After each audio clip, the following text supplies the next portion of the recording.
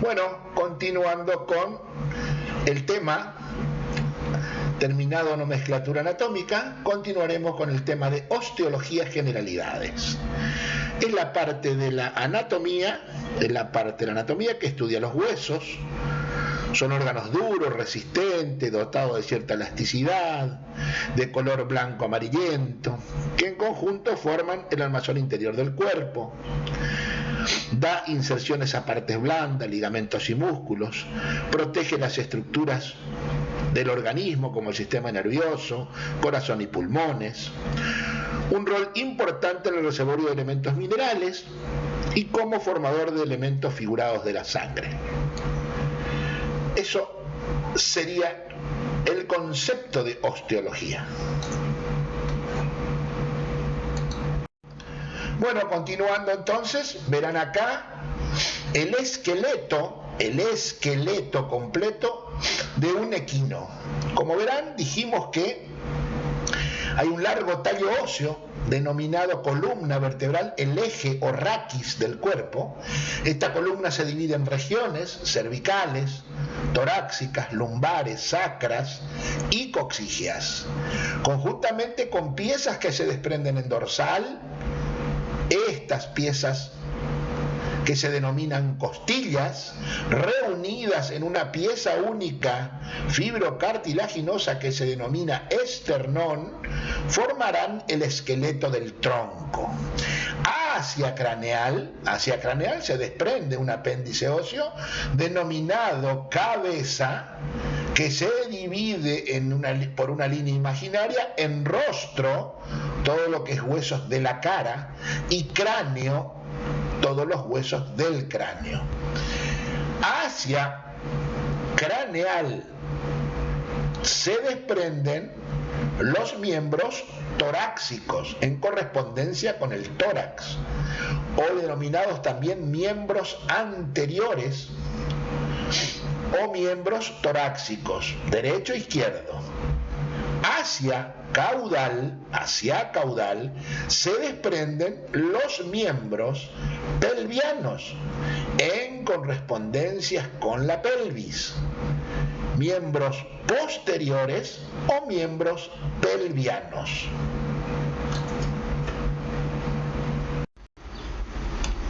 La situación de los huesos pueden ser relativas al plano longitudinal medio y relativa a los órganos vecinos.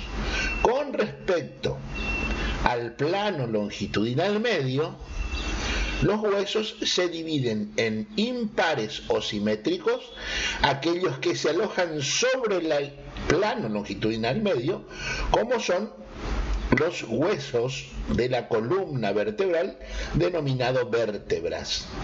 Son impares o simétricos, pues cortándolos por la mitad tenemos dos partes iguales. Aquellos que se localizan a los costados del plano longitudinal medio se denominarán pares o asimétricos, como en el caso de los huesos de los miembros, sean torácicos o pelvianos. En este ejemplo, la escápula, si la dividimos o la cortamos por la mitad, tendremos dos partes desiguales. Con respecto a los órganos vecinos, la situación de los huesos se estudia en base o se dice entre qué hueso y qué hueso se encuentran. Ejemplo, el húmero se encuentra entre la escápula y el antebrazo. El fémur se encuentra entre el coxal y la tibia.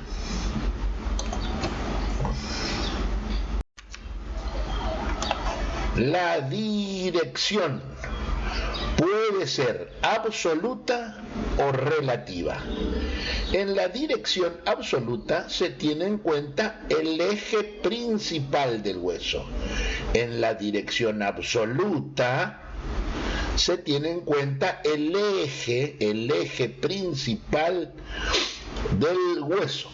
Por ejemplo, este hueso que está acá se llama húmero y está contorneado en S, contorneado en S. La dirección relativa, en su dirección relativa, los huesos tienen en cuenta el plano del horizonte. Así, el hueso, el húmero, va a tener una dirección caudodistal y el dedo, en este caso el dedo del equino solípedo, que apoya un solo dedo en el piso, formado por 3 falanges y 3 sesamoides, tendrán una dirección oblicua en el sentido dorsodistal.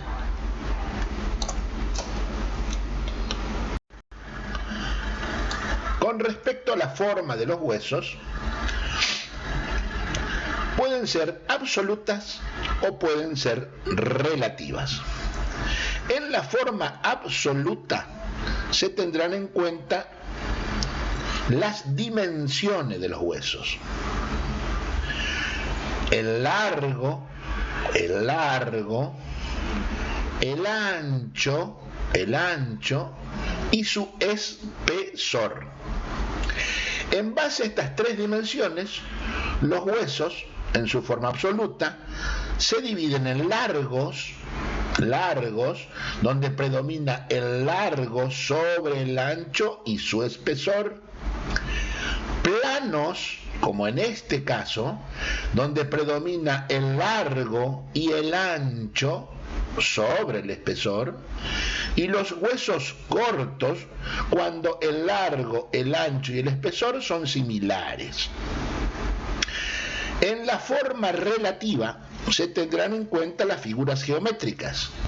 Así, los huesos largos, como en este caso, pueden ser cilíndricos; los huesos planos, como en este caso, pueden ser triangulares o cuadriláteros; y los cortos, irregularmente cúbicos. De acuerdo a esto, los huesos, de acuerdo a su forma, se dividen en regiones que facilitan su descripción. Los huesos largos, como en este caso el fémur, presentan una parte media que se denomina cuerpo o diáfisis, en la cual se pueden estudiar caras o bordes, y sus extremos, ya sea extremo proximal y extremo distal, se denominan epífisis. Los huesos planos van a presentar caras, van a presentar bordes y ángulos. Un ángulo, otro ángulo y otro ángulo. Y los huesos cortos presentan caras y bordes. Caras y bordes.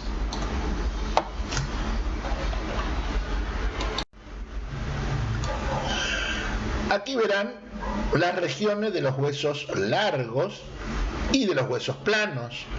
Dijimos que todo hueso largo predomina el largo sobre el ancho y su espesor, que tiene un cuerpo denominado diáfisis y que en el cuerpo se pueden estudiar las caras, y en algunos casos algunos huesos tienen bordes.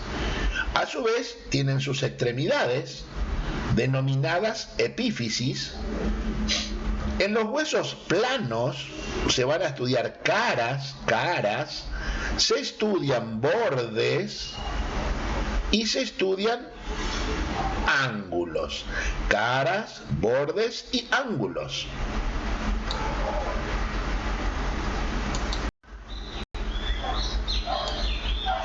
Las regiones de los huesos cortos, habíamos dicho que las 3 dimensiones, largo, ancho, espesor, eran similares y que se estudiaban caras y bordes, caras y bordes.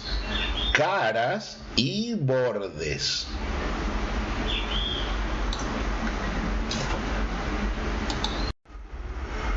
Muy bien, entonces hemos visto la situación, la dirección, la forma. Ahora vamos a ver lo que se denominan particularidades exteriores de los huesos, que son los caracteres individuales que los diferencian entre sí. Recuerden que el nombre es particularidades exteriores, son aquellas partes externas que verán en los distintos huesos. De las particularidades exteriores de los huesos tenemos dos tipos: cavidades y eminencias. Cada una de ellas pueden ser, en este caso, articulares y están representadas en las distintas partes óseas, como en este caso vemos eminencias articulares, como son estas estructuras anatómicas que se denominan cóndilos. Cóndilos representan segmentos de hemicilindros. Hemicilindros, en este caso, corresponden a dos cóndilos de la extremidad distal del fémur. Tendrán siempre las eminencias articulares, caras lisas y discontinuas, y formarán parte de las articulaciones. Otra eminencia articular es la cabeza. La cabeza tiene forma de segmento de esfera y también presenta una cara lisa, discontinua, y formará parte de las articulaciones. Y acá prestar mucha atención, porque las viejas nomenclaturas anatómicas veterinarias consideraban a la tróclea como una cavidad articular. En la nueva nomenclatura anatómica veterinaria, la tróclea está representada, y la ven acá, por un labio, dos labios y una garganta media. Y es considerada en la nueva nomenclatura anatómica como una eminencia articular. Es muy probable que si ustedes leen la bibliografía básica lo encuentren como cavidad articular, pero la consideramos en la actualidad como una eminencia articular. Entonces, de las eminencias articulares tenemos tres tipos: cóndilos, hemicilindro, con caras lisas y discontinuas; cabezas, segmento de esfera con caras lisas y discontinuas; y la tróclea, dos labios con una garganta media con caras lisas y discontinuas. Todas estas eminencias articulares formarán parte de las articulaciones. De las cavidades articulares podemos ver y apreciar en esta foto esta cavidad, que se denomina cavidad glenoidea. Es amplia y poco profunda, con caras lisas y discontinuas, y como verán acá, formará parte de una articulación. Las otras cavidades articulares están representadas por la cavidad acetabular, que son amplias y profundas, y la cóclea. La cóclea son dos depresiones separadas por un relieve medio, localizada en la extremidad distal de la tibia. Bueno, continuando con el otro grupo que son las eminencias no articulares, van a estar representadas y destinadas a dar inserción a partes blandas.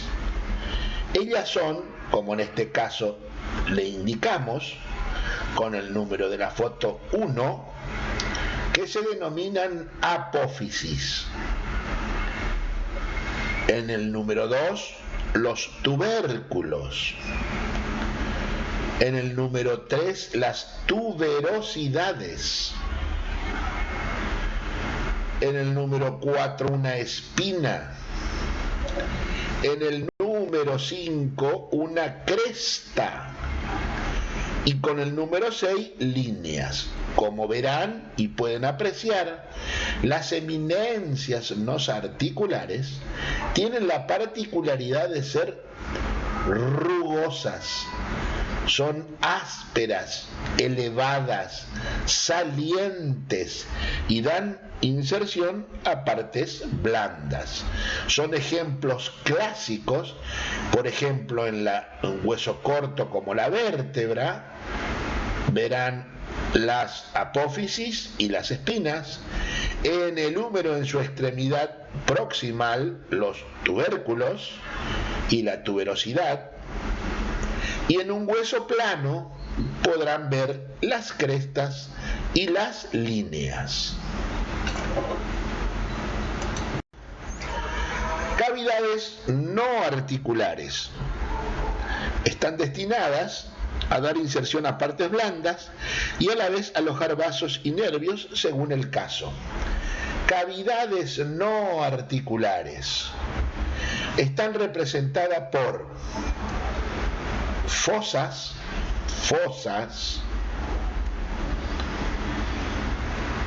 surcos vasculares, senos. Seno es un espacio ocupado por estructuras óseas y están representadas principalmente en la cabeza por los senos frontales, maxilares, infraorbitales, donde hay acúmulo de aire entre superficies o placas óseas. Agujeros, canales, celdas o celdillas, representada por el hueso esponjoso, y las incisuras. De las eminencias no articulares tenemos entonces las fosas, los surcos, los senos, agujeros, canales, celdas e incisuras. Pasaremos a ver la estructura de los huesos. Estructura de los huesos dice que la combinación de sustancias orgánicas con sustancias inorgánicas dan origen a un elemento duro, el hueso, resistente, dotado de cierta elasticidad y capaz de soportar presiones. Esta combinación de sustancias orgánicas con inorgánicas dan la formación de un tejido firme como es el hueso. En la estructura de un hueso se distinguen dos tipos de tejidos. El tejido óseo compacto y el tejido óseo esponjoso.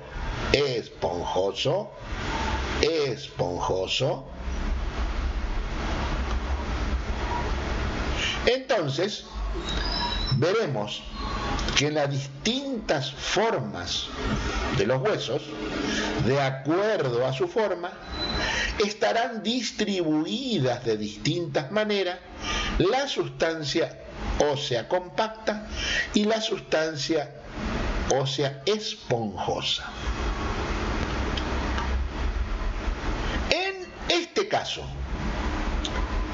en un hueso largo, recuerden la forma absoluta del hueso largo que predomina el largo sobre el ancho y el espesor, la sustancia compacta es externa, es una sustancia dura, firme, externa, denominándose sustancia compacta y distribuida principalmente en la diáfisis o cuerpo, y disminuye hacia las extremidades donde presenta cartílago articular. Entonces espesa, compacta en la diáfisis o cuerpo y disminuye hacia los extremos, ya sean proximales o distales, cuando comienza a progresar el cartílago articular. El hueso largo presenta también lo que ustedes pueden ver acá, que se denomina la cavidad medular. Cavidad medular es una cavidad interna donde predominan los elementos figurados de la sangre. Hay de 3 tipos, de acuerdo a la edad de los pacientes. Hay una médula ósea roja, una médula ósea amarilla y una médula ósea gelatinosa. Hacia los extremos, predomina la sustancia esponjosa. Sustancia esponjosa representada por celdillas con pequeños orificios muy chiquititos, y la sustancia esponjosa predomina en las extremidades de los huesos largos. Como estructura, tener en cuenta que los huesos externamente presentan lo que se llama periósteo. El periósteo es la capa externa de todo hueso y que tiene 2 capas, una interna y otra externa. La externa fibrosa, la interna osteogénica. Es la parte más irrigada del hueso y tiene la capacidad de formar nuevo hueso. Hacia la parte interna está el endostio. Endostio, que es la capa interna de la sustancia compacta. En los huesos cortos,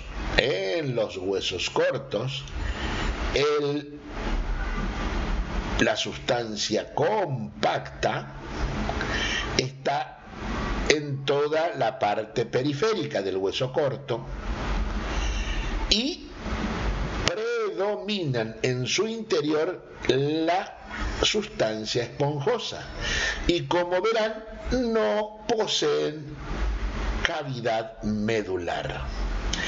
En los huesos planos existen 2 placas de tejido compacto,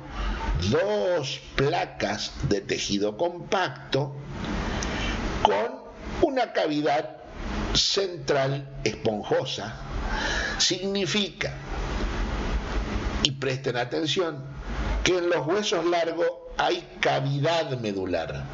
En los huesos cortos y en los huesos planos solamente existe sustancia compacta periférica y hueso o sustancia esponjosa central.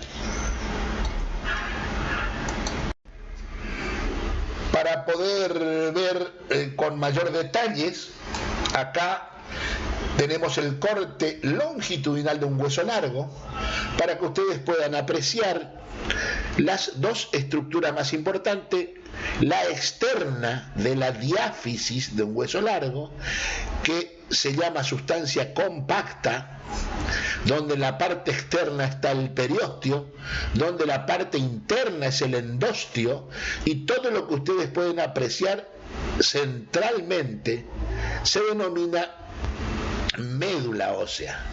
El hueso largo, entonces, Tienen su diáfisis o cuerpo, la sustancia compacta, que va disminuyendo hacia las extremidades cuando comienza el cartílago articular. Es espesa, ancha en el cuerpo y diáfisis y se adelgaza hacia los extremos óseos.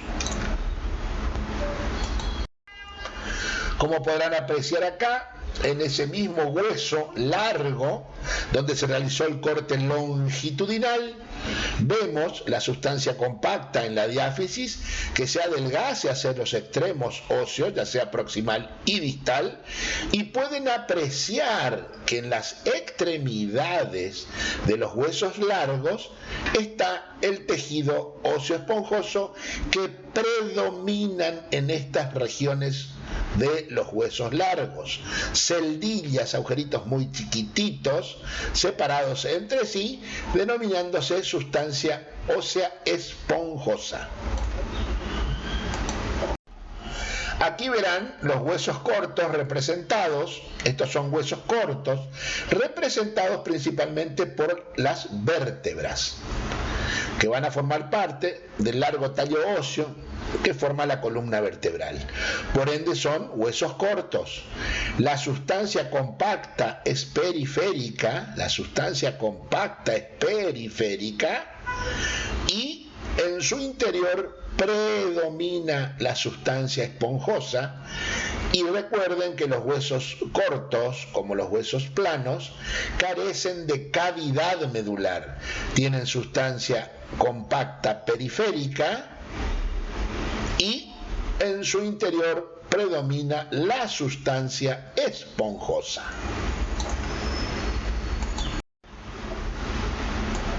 Aquí verán otro corte longitudinal de un hueso largo, pero sería que es de un animal de mayor edad, o sea, un animal geronte, en la cual ya la sustancia compacta no se ve tan blanca como en las fotos anteriores, pero pueden apreciar que esta es la estructura compacta, que disminuye hacia las extremidades donde hay cartílago articular.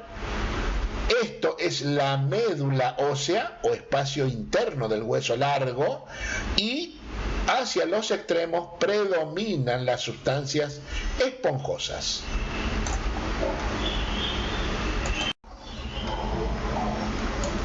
Acá verán la comparación de una estructura ósea, una estructura o un corte longitudinal de un hueso largo con una microfotografía. Microfotografía de la misma estructura que pueden apreciar en un hueso, digamos, de un paciente. Fíjense cómo se ven o cómo lo identificamos por microfotografía. El uno es el periósteo, la capa externa, osteogénica, inervada e irrigada del hueso.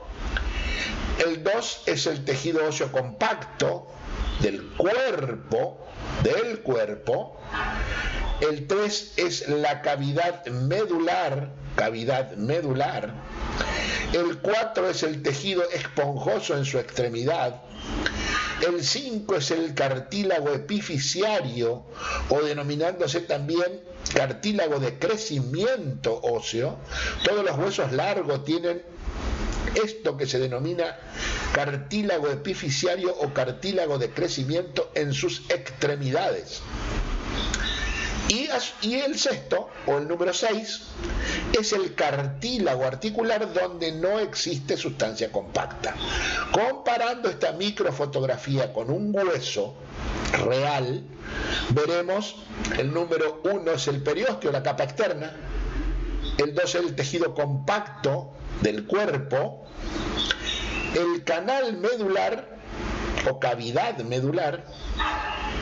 El tejido óseo esponjoso, el cartílago epifisiario, que se nota como esta línea en un hueso, que mejor se ven en los animales inmaduros, jóvenes o en crecimiento, y se ve muy poco en animales o pacientes que han terminado su desarrollo óseo. Y el cartílago articular, que lógicamente no se puede apreciar en las estructuras óseas. Una vez este cartílago está representado en animales jóvenes, inmaduros y también animales gerontes, en sus extremos articulares, y se denomina cartílago hialino de revestimiento. Muy bien, creo que con esto hemos terminado el teórico del día de la fecha, así que estén atentos que avisaremos, como sabrán, todos los miércoles, 8 horas, dictaremos las clases teóricas de la Cátedra Anatomía 1, y como ya lo dijimos, es una guía de estudio para que ustedes puedan ampliar sus conocimientos en la bibliografía que dimos como referencia. Muy buenos días a todos.